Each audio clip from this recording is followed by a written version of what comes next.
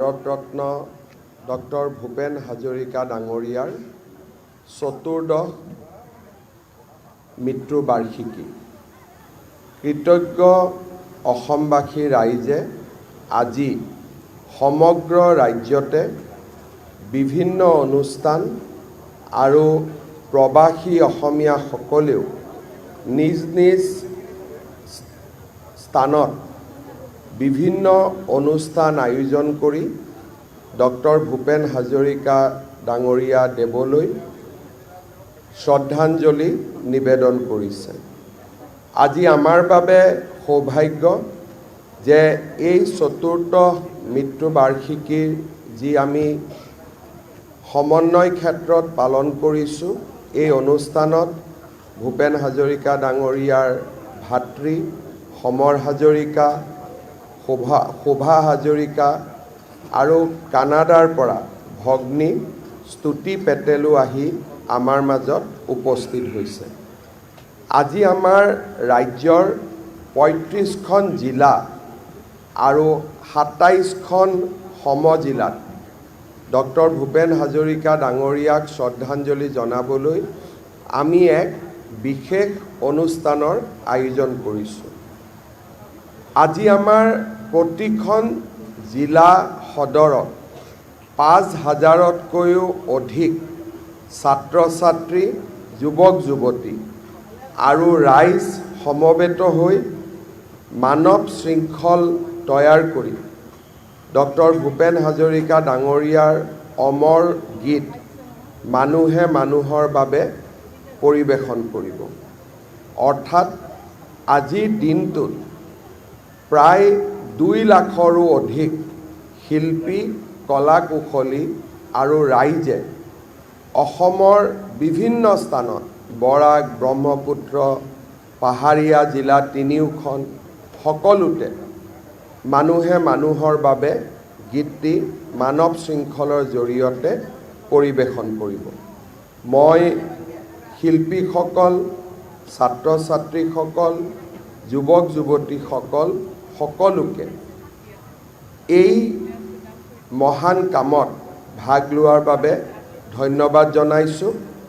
সাংস্কৃতিক বিভাগক এই অনুষ্ঠান সুন্দৰ কৰি ৰাজ্যজুৰি আয়োজন কৰাৰ বাবে মন্ত্ৰী বিমল বৰা আৰু তেওঁৰ সতীৰ্থসকলক ধন্যবাদ আৰু কৃতজ্ঞতা জনাইছোঁ।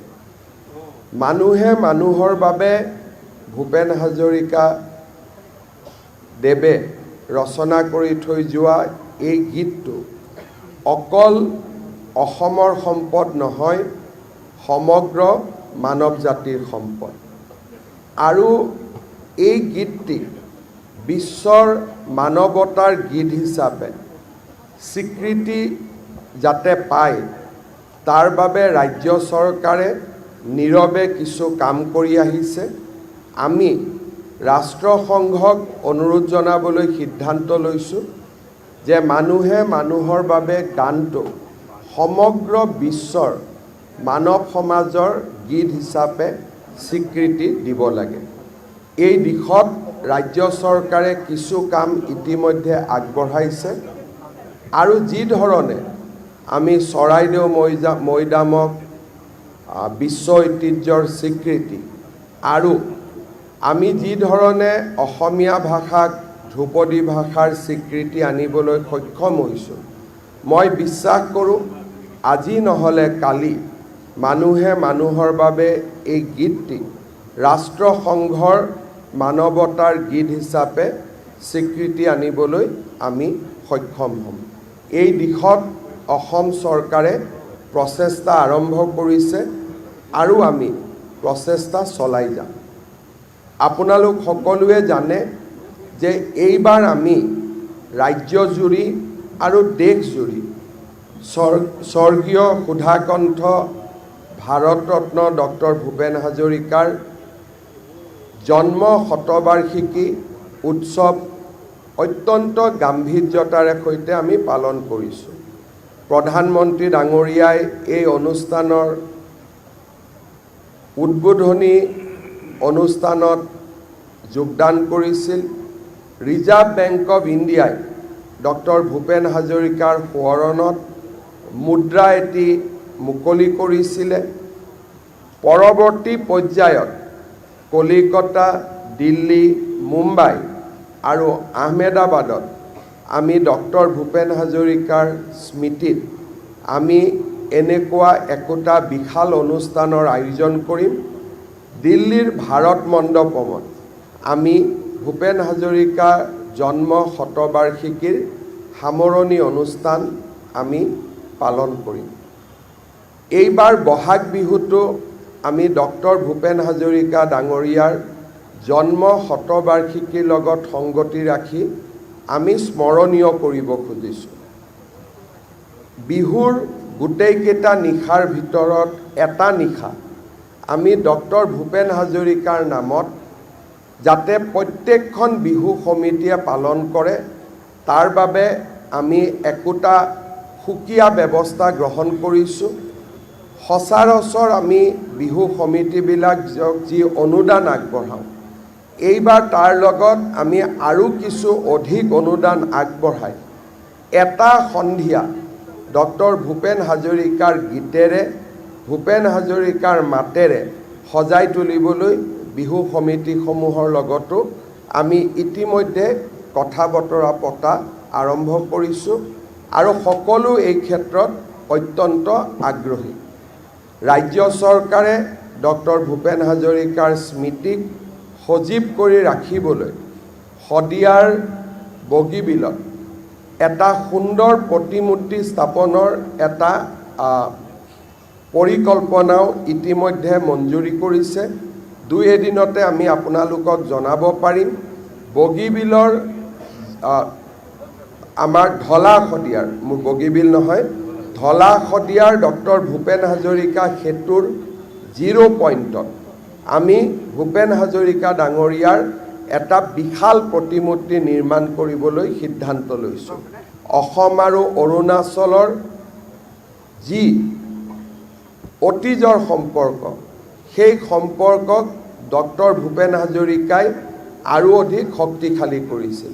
সেইকাৰণে এই প্ৰতিমূৰ্তি আমি ঢলা শদিয়া দলং বা ডক্টৰ ভূপেন হাজৰিকা সেতুৰ 0 পইণ্টত স্থাপন কৰিবলৈ সিদ্ধান্ত লৈছোঁ। ইতিমধ্যে লোক নিৰ্মাণ বিভাগে এই প্ৰস্তুতি পূৰ্ণ কৰিছে আৰু এই প্ৰতিমূৰ্তি 100 ফুটৰো অধিক ডাঙৰ হ'ব আৰু এই প্ৰতিমূৰ্তিয়ে সমগ্ৰ অসম আৰু অৰুণাচলৰ ৰাইজক ডক্টৰ ভূপেন হাজৰিকাৰ বিষয়ে সদায়ে এক প্ৰেৰণাৰ প্ৰতীক হৈ যাতে থাকে, তাৰ বাবে ই সমন্বয় আৰু প্ৰেৰণাৰ প্ৰতীক হোৱাৰ ক্ষেত্ৰত আমাক সহায় কৰিব। ৰাজ্য চৰকাৰে এনেধৰণে ডক্টৰ ভূপেন হাজৰিকাৰ স্মৃতিক আগুৱাই লৈ যাবলৈ প্ৰয়াস কৰিছে।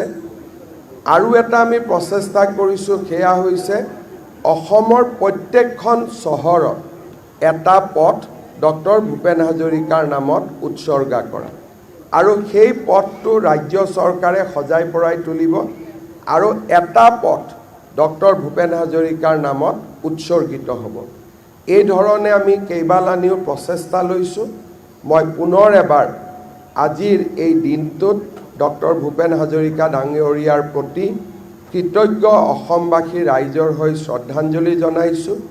আৰু আজি আমি আয়োজন কৰা মানুহে মানুহৰ বাবে এই গীতটি যাতে সুন্দৰভাৱে পৰিৱেশন হয়, মানুহৰ মাজত একতা সমন্বয় সৃষ্টি হয়, মানৱতাৰ প্ৰমূল্যবোধসমূহ আমাৰ নৱপ্ৰজন্মৰ মাজত আৰু যাতে শক্তিশালী হয়, তাৰ প্ৰচেষ্টা সফল হওক, তাৰ কাৰণে মই আগতীয়াকৈ শুভকামনা জনাইছোঁ।